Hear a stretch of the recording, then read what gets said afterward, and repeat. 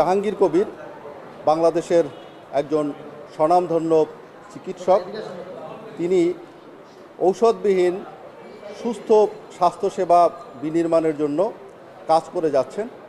তিনি একজন জনপ্রিয় চিকিৎসক হওয়ার কারণে তার নামে অজস্র ভুয়া ফেসবুক আইডি চলমান আছে। বর্তমানে ডাক্তার জাহাঙ্গীর কবিরের নিজস্ব কোনো ভেরিফাইড ফেসবুক আইডি চলমান নেই।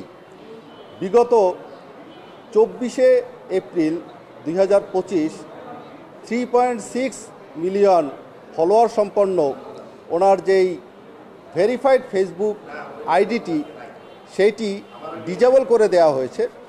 কিন্তু অত্যন্ত দুঃখের বিষয় হচ্ছে কয়েকশো ভুয়া ফেসবুক আইডি ওনার নামে বর্তমানে চলমান আছে এবং এগুলো থেকে বিভিন্ন ধরনের নিম্নমানের প্রোডাক্ট বিক্রি করা হচ্ছে, যা জনস্বার্থের জন্য অত্যন্ত হুমকিস্বরূপ।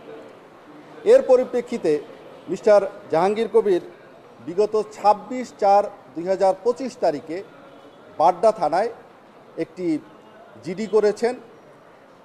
সেই জিডির মাধ্যমে উনি যেটা উল্লেখ করেছেন, প্রায় 100-র মতো ফেসবুক আইডি যেটা ওনার নামে চলছে ভুয়া, সেগুলো লিঙ্ক সহ উনি দিয়েছেন এবং ওনার যেই ভেরিফাইড ফেসবুক আইডিটি সেটি চালু করার ব্যাপারে উনি প্রশাসনের সহযোগিতা চেয়েছেন।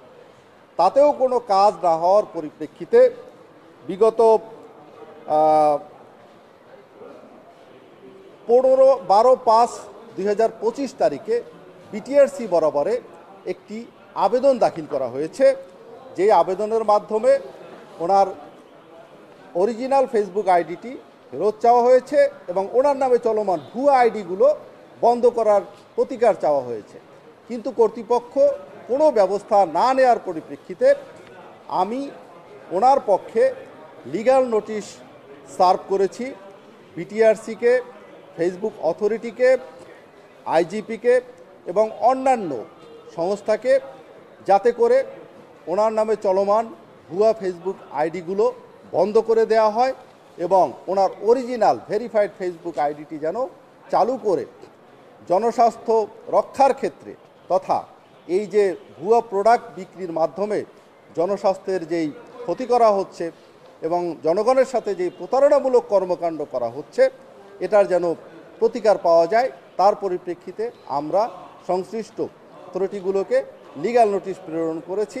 আমরা আশা করি ওনার আইডিটি চালু করা হবে এবং ভুয়া প্রতারণাপূর্ণ এই আইডিগুলো বন্ধ করে দেওয়া হবে। ধন্যবাদ আপনাকে। লিগ্যাল নোটিশে যদি কাজ না হয় তাহলে আমরা পরবর্তী আইনি পদক্ষেপে যাব তথা আমরা মামলা করার চিন্তাভাবনা করেছি।